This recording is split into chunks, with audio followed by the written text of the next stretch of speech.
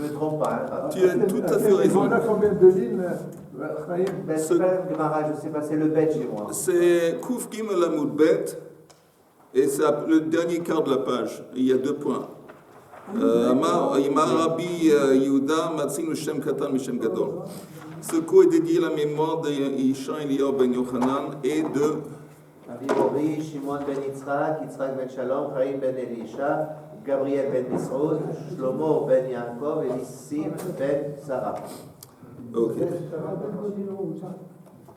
La Gemara, on avait dit auparavant, en quoi consiste la transgression d'écrire le Shabbat? Il faut écrire 2 lettres.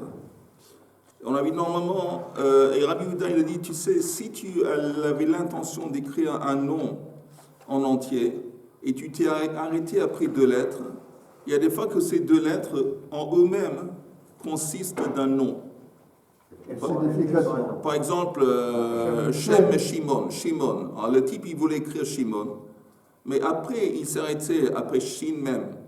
Alors là, il a transgressé, parce que ça a un sens en tant que Shem. Maintenant, l'Agma va apporter une kushia sur cette idée.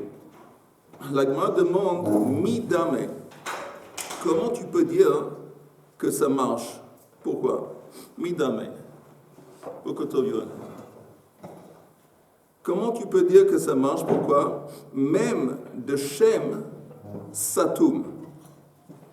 Même de Shimon, Patour.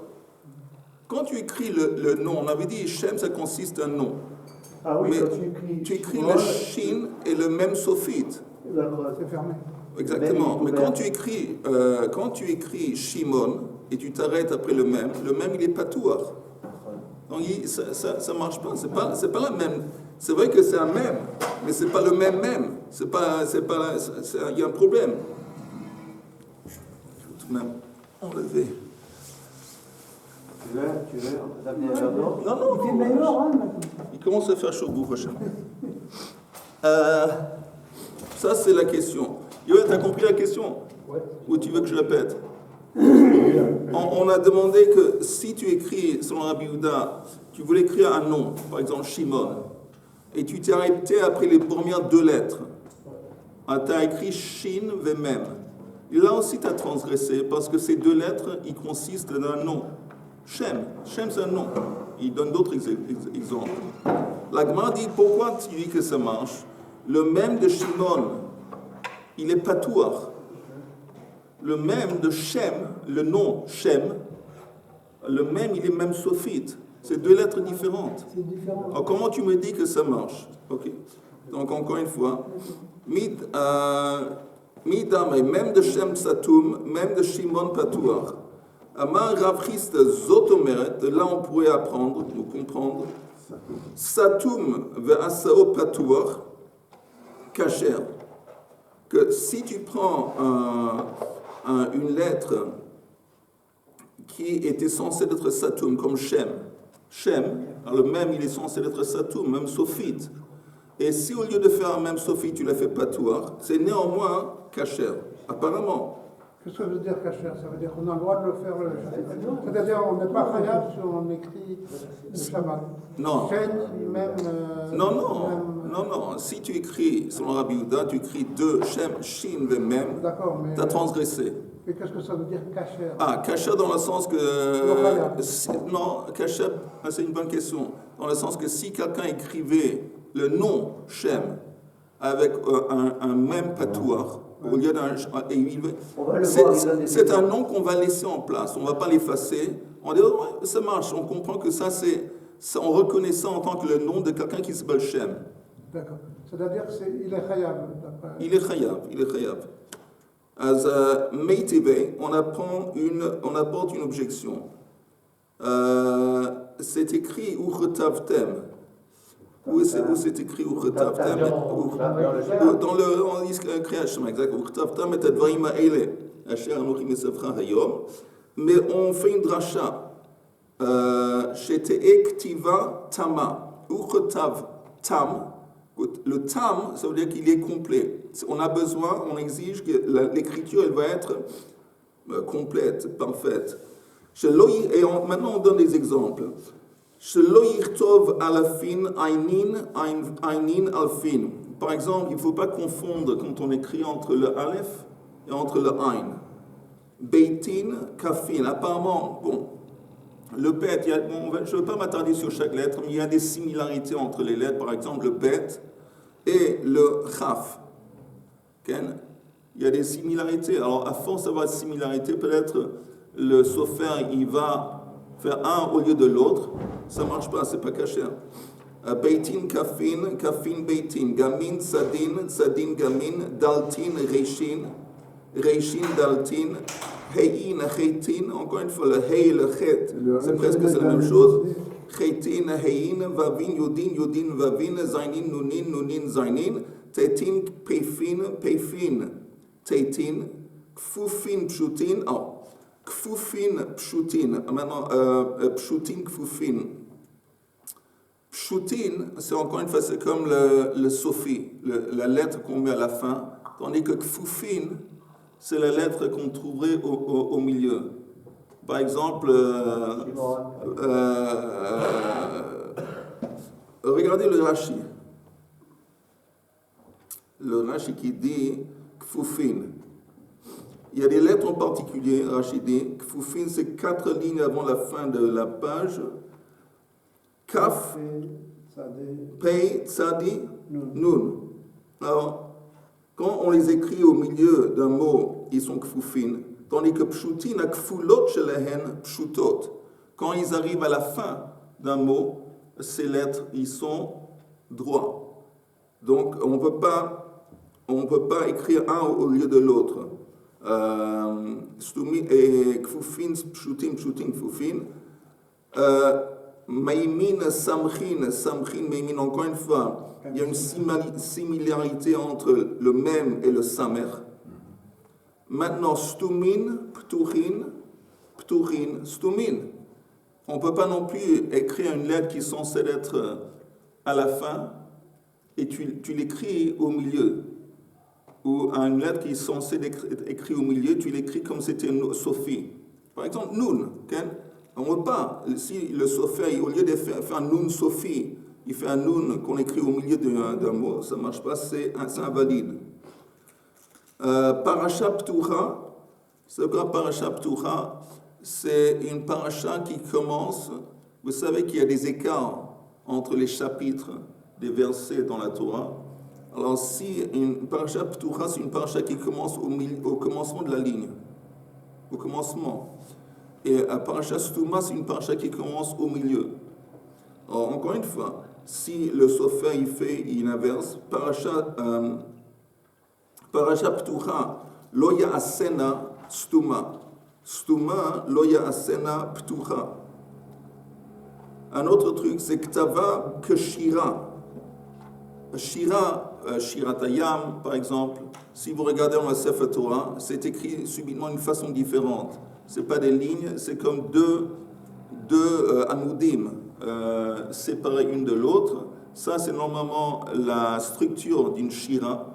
Alors, si tu écris une shira d'une façon normale, qu'on écrit des lignes normaux, ou tu fais vice-versa, encore une fois, ce n'est pas caché. Ktava Keshira, o shekatav et ashira. Kayotseba, Oshakatav Shelobedio, ou s'il a écrit sans utiliser de l'encre, Oshakatav et Azkarot Bezahav. Si Azkarot, c'est les noms d'Hachem, si le sofer a écrit les noms avec de l'or, doré, avec une écriture dorée, c'est invalide. Maintenant, la vérité, ce n'est pas seulement les noms d'Hachem, c'est n'importe quel nom, n'importe quel mot dans la Torah, s'il écrit doré, c'est la même chose, c'est invalide. Alors pourquoi ils ne sont pas d'Afka d'Askarot? Parce qu'on aurait pu penser que là, comme il embellit pour Shem Hashem, alors peut-être c'est autre chose, on dit non. Donc si le Sefer Torah, le noir, il se transforme en doré, pas caché. Pas soul. Écoute, encore une fois, on peut passer sur le doré, on peut mettre l'encre au-dessus.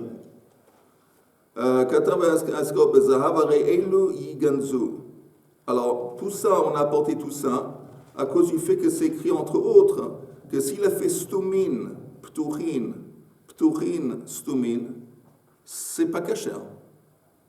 Alors là, il y a encore une fois, c'est une kushia, c'est ce qu'on avait dit avant. Alors je répète la kushia.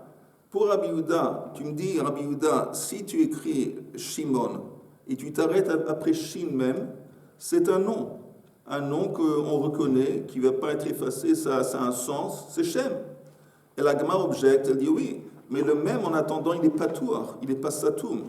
Au-delà, la Gemara dit, de là je comprends qu'apparemment aussi kasher, ça c'est même dans un contexte d'un Sefer Torah, kasher. Que si quelqu'un écrivait un Sefer Torah, et il écrivait, au lieu de mettre un patour, il a écrit un satoum. Au lieu de mettre un satoum, il a écrit un patour, apparemment ce serait kasher. Ici, on nous apporte la braïta qui nous dit que non. C'est spécial pour un Sefer Torah, je pense. Oui. Par exemple, il y a des choses comme écrire des mots en or. Si j'écris des mots en or sur une planche, peut-être que... Ah bien sûr. C'est pas les mêmes, c'est pas... Non, pas la planche, tout ça, c'est exactement tout ça, c'est ce qu'on a vu dans le Braïta, c'est dans le contexte. Kasher, j'ai dit encore une fois, dans le contexte de la Torah. Mais là, quand on parle de l'interdiction d'écrire deux lettres, Oui. c'est pas forcément, c'est pas un Sefer Torah. Donc, il y a des règles spécifiques T'as raison. pour le Sefer Torah et des règles pour la vie de tous les jours. Tu as raison. Mais il y a une autre règle, que quand Rabbi Yehuda dit que c'est suffisant si tu t'arrêtes, que tu as écrit deux lettres, tant que ça a un sens. C'est quoi un sens? Que c'est reconnu par les gens que, bon, Shem, ça exprime le nom Shem. Alors là, c'est vrai qu'il y a une mitrabrim, mechabrim, ben shnei advarim, mais là on te dit non. Il y a même si c'est un même qui est, au lieu d'être Sophie qui est patoir, ça reste, on reconnaît ça en tant que le nom Shem. Et on dit la preuve, on dit même dans la Sefer Torah, si dans un Sefer Torah ce serait kasher, ce serait kasher, à plus forte raison que ça a un sens d'écrire, si tu écris Stam sur un morceau de bois ou sur n'importe quel morceau de papier, tu écris Shem et tu veux dire le nom Shem et tu as inversé le même sophite, hein, ce serait kasher. Mais c'est pas le cas. C'est pas le cas. Non, c'est le cas. On va voir tout de suite la réponse. Oui, vas-y, on est. Je reviens sur le mot Aïn. Oui. Vous avez dit deux bâtonnets. Aleph Aïn. Aïn. Oui. Deux bâtonnets, vous avez dit deux bâtonnets. Si tu écris, au lieu d'écrire un Aïn, tu écris un Aleph. Non, mais vous avez dit tout à l'heure, deux bâtonnets, ça fait Aïn. Non, je n'ai pas dit deux bâtonnets. J'ai dit que si la Braïta dit qu'il y a des lettres qui se ressemblent, Oui. où ils se ressemblent au niveau Par exemple, du son, comment tu... où ils se ressemblent au niveau de la forme, comme Hei vechet. Quoi que ce soit, s'il y a une similarité, il y a un risque que le sophère, il va écrire un au lieu de l'autre. Et la Braïta nous dit que s'il écrit un au lieu de l'autre, c'est pas soul. Et donc, Aleph et Aïn, au niveau du son, ça se ressemble. Oui, mais par exemple, Aïn, quand on l'écrit, Oui. il y a deux bâtonnets, Nachon. ça dépend si c'est les Ashkenaz ou Sfarad. Nachon. Il y a une petite base. Nachon. Donc tu Il dis... y a une différence entre Aïn de Ashkenaz et Aïn Sfarad. J'ai dans le Chine aussi. Non, mais oui, et le Chine aussi, voilà. Encore une fois, je ne suis pas trop entré à chaque lettre dans les détails. Voilà. C'est suffisant de savoir qu'il y a des lettres qui se ressemblent, Voilà, ou au niveau du son, ou au niveau de la forme. Et donc, s'il y a un changement, ça va invalider le texte. Donc, comment... Ça, c'est la Kushia. Alors, la Gemara dit... Le même sophite et le samer aussi. Même Sophie. Oui,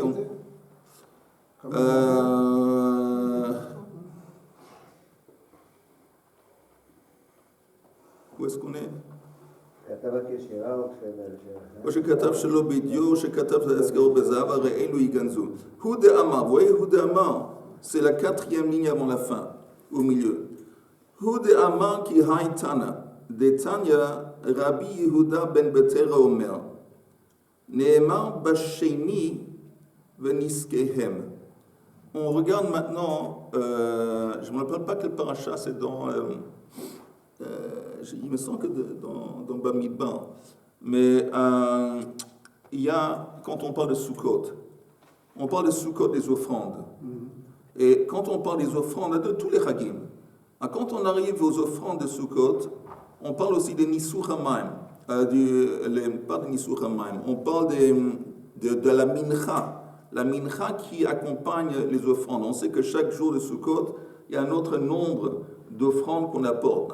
Ça va, ça descend. On parle aussi dans la Torah des Nesachim, le Yain et des Menachot. Et toujours le même mot est utilisé. Il y a 2 ou 3 exceptions à la règle. Tout à coup, on voit que ici, dans ce jour, c'est écrit d'une façon différente. Or, les sages, ils ont capté ces choses qui sont bizarres et ils font une dracha. On va voir tout de suite. 11 à 13, 12, 11. Non, on va voir tout de suite. C'est écrit Veniskehem Bashishi. Ne'emar de Tanya. Rabbi Yehuda ben Beter Omer. Ne'emar Basheni, le deuxième jour de Sukkot, c'est écrit Veniskehem. C'est écrit Veniskehem au lieu d'être écrit. Qu'est-ce qu'on aurait dû écrire? Nesachea, au Niska. Le deuxième jour, c'est écrit Veniskehem. Bashishi ou Nesachea. Ça aurait dû être écrit Niska. Quel Niska? Vous voulez que j'apporte un chose, on regarde dedans? Vous voulez ou pas? Bamidbar, voilà, c'est Bamidbar, Chaftet Lamed Gimel. Non, c'est là.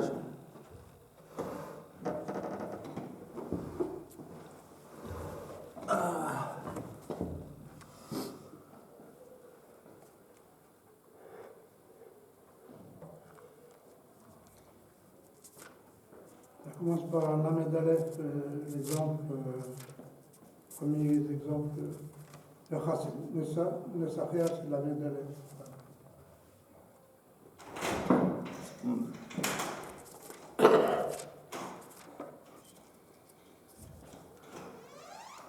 Ça commence par... Lamed Aleph, par exemple. L'exemple qui donne Nesachea, c'est Lamed Aleph. Minchata ou Nesachea, Bayom Hashvi.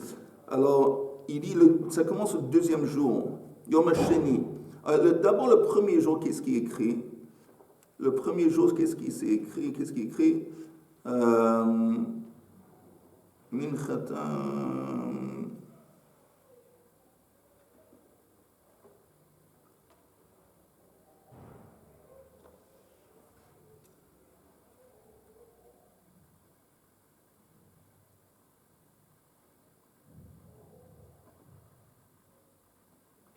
Deuxième jour, Bayom Hasheni, Parim Bnei Bakar Shnei Masa, Elim Shnaim, Kvasim Bnei Shana Arba'a Asam Tmimim.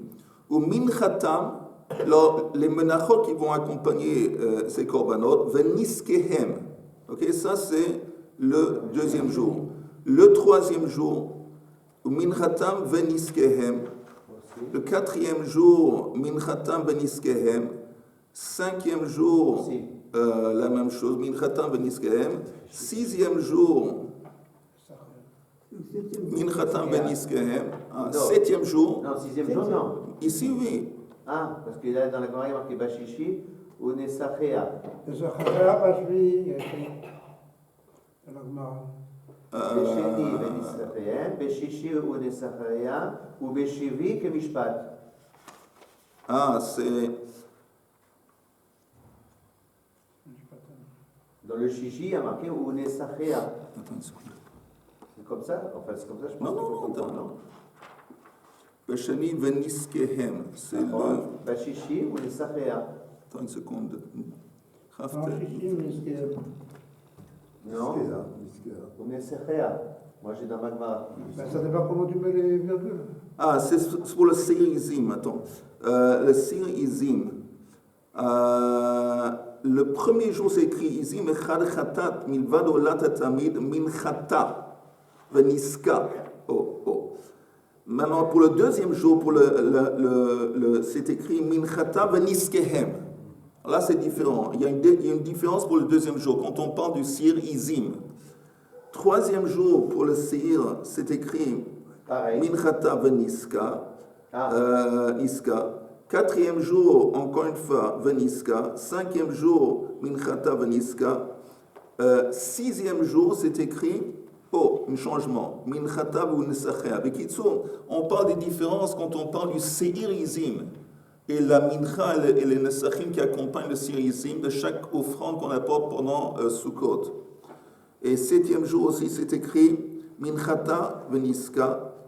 Mincha Veniska. Voilà. Mishpatam.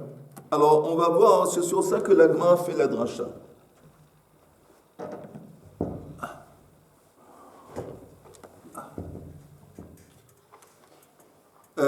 Basheni, c'est écrit Veniskehem. Bashishi ou Nesacher. Bashvi'i ou Kemishpatam. Alors, il y a deux irrégularités. Qu'au lieu d'être écrit Niska, c'est écrit Niskehem. Et c'est écrit Nesacher. Et au lieu d'être que Mishpat, c'est écrit que Mishpatam. Alors, il y a trois choses qui ne vont pas comme la règle. À cause de ça, la Gemara fait une dracha. Hari Mem, Yud, Mem. C'est quoi Mem, Yud, Mem? Si vous regardez la première chose, Veniskehem, Niskehem, au lieu d'être écrit Veniska, ben, il y a un Mem en fin de compte qui est en plus. Nesachea, apparemment, on s'attend sur le Yud. Nesachea, le Yud, Hei, qui est en plus. Au lieu d'être Niska, Nesachea, c'est le Yud qui est en plus. Et troisième chose, Mishpatam au lieu de Mishpat. Alors, même, encore une fois, qui est en plus. Donc, on a deux fois un même qui est en plus et une fois un Yud qui est en plus. Alors, la Gemara dit Harei, Mem, Yud, Mem. Maim. Alors, ça, ensemble, ça construit le mot Maim. Mikan Remez, le Nisur Maim Minatora. Là, on a une allusion dans la Torah à Nisur HaMaim. Parce que Nisur HaMaim, ce n'est pas écrit texto dans la Torah, c'est une allusion à Nisur HaMaim. Et ça, c'est l'allusion. Alors, c'était quoi?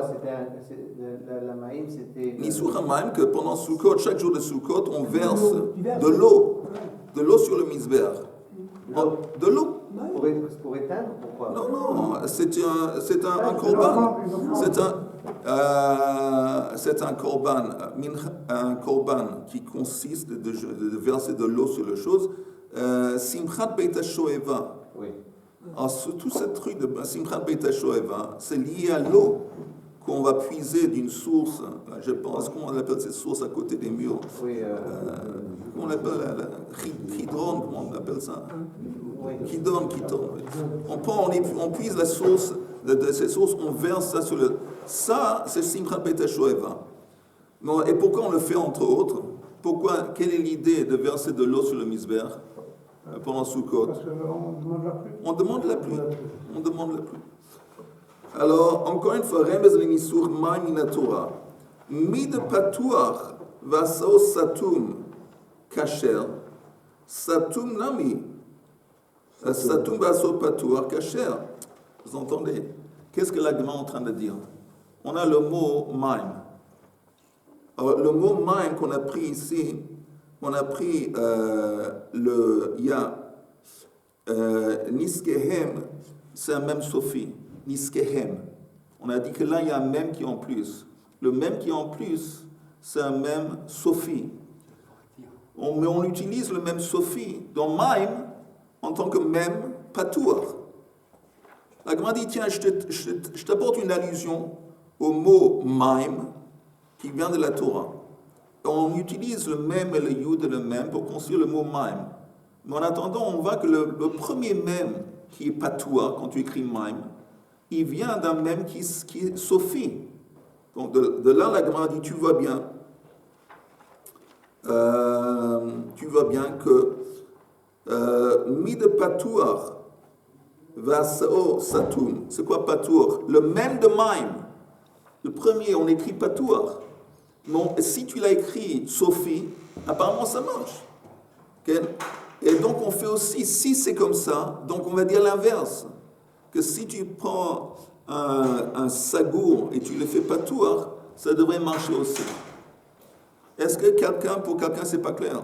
C'est clair, mais c'est une belle dracha, mais enfin, maintenant... Non, c'est pas une... Dans les lois, comment ça change les lois de la sauve-route, parce qu'il y a un... Moi, la Gemara dit, mais, elle dit, mais attends, écoute, tu me dis qu'il y a une allusion en mime. Mais il dit, c'est bien beau, mais en fin de compte, tu utilises des lettres tu comprends l'objection? Je comprends l'objection, mais je veux dire, est-ce que c'est suffisamment fort? Pour changer les lois, tu as raison, parce que c'est une dracha. Donc, mais la Gemara est en train de dire, mais tu as compris, Yoel? Tu as compris? Sion? Très bien, mais dis-moi là.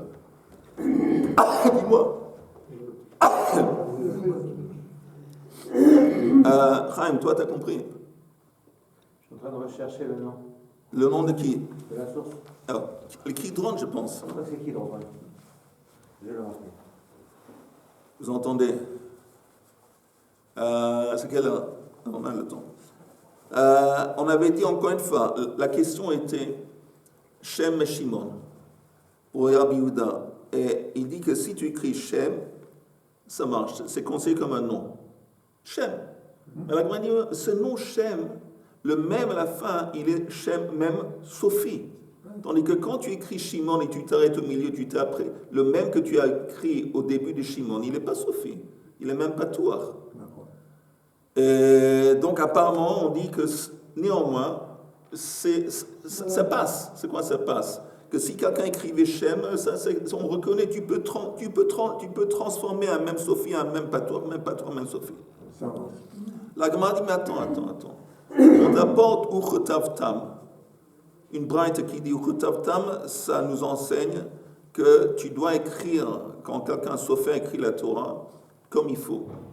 Et il y a une liste de choses qu'on doit prêter attention de ne pas échanger une lettre pour l'autre, pas toi. Une liste. Dans la liste, c'est écrit que tu ne peux pas prendre une lettre qui est censée être patouar et l'écrire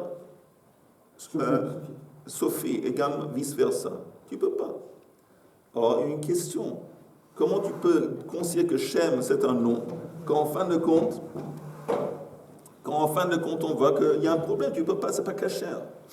Alors là, la Gemara apporte, tu sais pourquoi je dis que néanmoins c'est cachère? Parce qu'il y a une autre opinion, une braïta, qui dit qu'on retrouve dans la paracha qui parle des offrandes de Sukkot, on retrouve une allusion à Nisuch HaMayim, à cause du fait qu'il y a 3 dans la liste du Korban du Seirizim.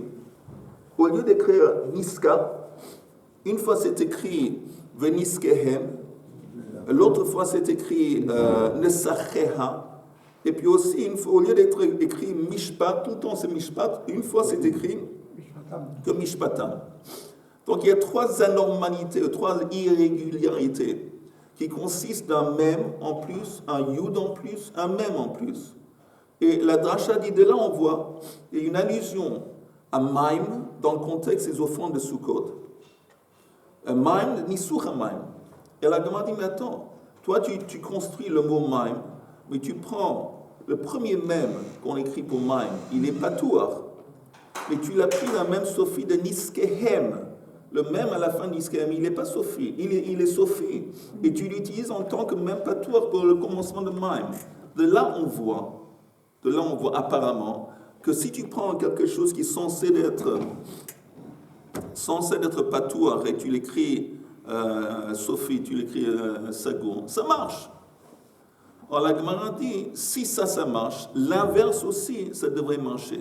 C'est quoi l'inverse aussi? Que si tu as une lettre qui est censée être... Exactement, aussi c'est censé marcher. Ok? Donc on dit, il se base sur cette opinion apparemment. Alors on reprend l'avant-dernière ligne. Umi de Patouar, la fin. Umi de Patouar vaso satum kasher. Satum nami, satum vaso Patouar kasher. Alors là, la Gemara dit non. Tu peux pas faire la comparaison entre un et l'autre. Midame, comment tu compares? Patouar vaso satum aluyei que ma'aleile. Si tu prends une lettre qui est Satum, un Sophie, et tu le fais en Patour, à la lettre, tu lui fais monter d'un niveau de Kedusha. Ken aluyei kama'alele.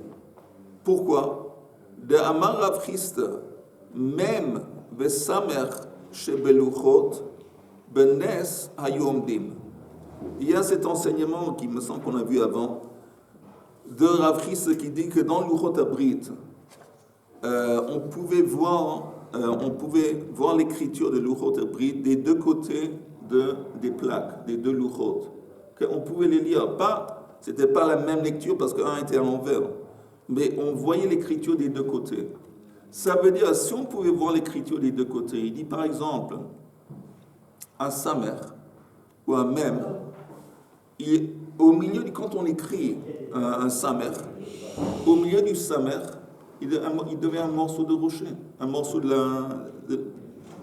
rocher. Si tu écris, encore une fois, si tu vois l'écriture des deux côtés des Luchot Abrit, c'est engravé d'un côté à l'autre. C'est comme un trou. C'est un trou qui passe d'un côté à l'autre de façon que tu peux lire l'engravure. Comment l'engravure? Les gravures, tu peux lire ça d'un côté et aussi bien de l'autre. Si c'est comme ça, ça veut dire que ça passe d'un côté à l'autre, il y a un trou. Alors si tu prends la lettre Samer, tu fais Samer, ok? Samer c'est une ligne, cette ligne consiste en un trou, ça consiste en une gravure, ok? Mais au milieu du Samer, il doit y avoir un morceau de la pierre. Tu es d'accord avec moi ou pas? Si c'est écrit en tabac. Oui, sinon. Entre le Samer et le même Sophie, tu parles? Non, le même patouar. Le même patouar. C'est un petit peu aussi comme un. Ah oui, il est ouvert en bas. Le même patouar. C'est comme un rond. C'est comme un cercle, une espèce de cercle. Mais il n'est pas fermé. C'est le corps pas fermé. Quand tu écris le même dans Sophie. un Alors, mot, il n'est pas fermé. On parle du même Le Sophie. Samer. Le Samer, oui, il est fermé. Mais le même, il y a un même aussi. Même Sophite. Le même Sophie. Le même Sophie, oui. Ok. Alors le même Sophie, le Le Samer. même, il est carré et le Samer, il est rond. Alors comment tu écris ça d'une façon que tu peux le voir de l'autre côté? Carré et rond. Oui, mais tu dois. C'est l'écriture. Et à l'intérieur. Quand tu écris l'écriture, ça veut dire que cette écriture a un trou qui passe d'un côté de la plaque à l'autre. D'accord ou pas? Oui. Tu veux qu'on s'arrête? Ok. Non, mais on va s'arrêter. Bined, on reprend ça demain.